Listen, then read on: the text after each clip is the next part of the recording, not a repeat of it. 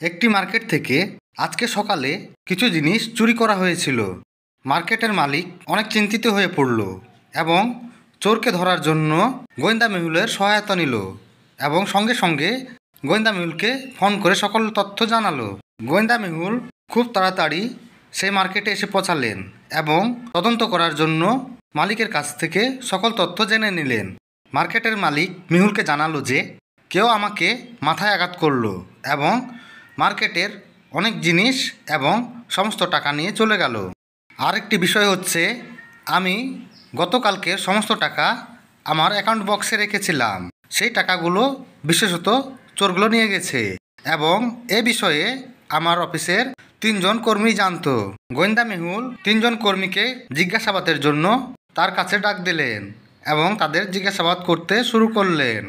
প্রথম কর্মচারী বলছিলেন, স্যার, আমি আসার সাথে সাথেই মার্কেটটি পরিষ্কার করতে শুরু করি, কারণ গতকালকে অনেক গ্রাহক থাকার কারণে এটি খুব অগোছালো ছিল। দ্বিতীয় কর্মচারী বলছিলেন, স্যার, গতকাল আমাদের দোকানে প্রচুর গ্রাহক ছিল, যার কারণে শাকসবজিগুলো সঠিকভাবে সাজানো ছিল না। আমি সকাল থেকেই এটি সাজাতে ব্যস্ত হয়েছিলাম, যার কারণে অন্যদিকে আমি ধ্যান দিতে পারিনি। 3 নম্বর কর্মচারী বলছিলেন, স্যার, আমি মার্কেটে এসে কিছু সময়ের জন্য খাবার খেতে গিয়েছিলাম। আমি যখন ফিরে এসেছি তখন দেখলাম চোর সমস্ত অর্থ নিয়ে এবং জিনিসগুলো নিয়ে চলে গিয়েছিল।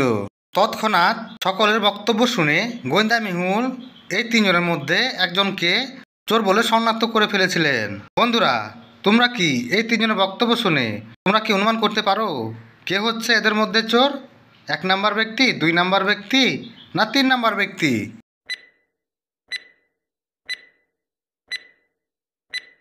বন্ধুরা, তোমরা কি অনুমান করতে পারলে?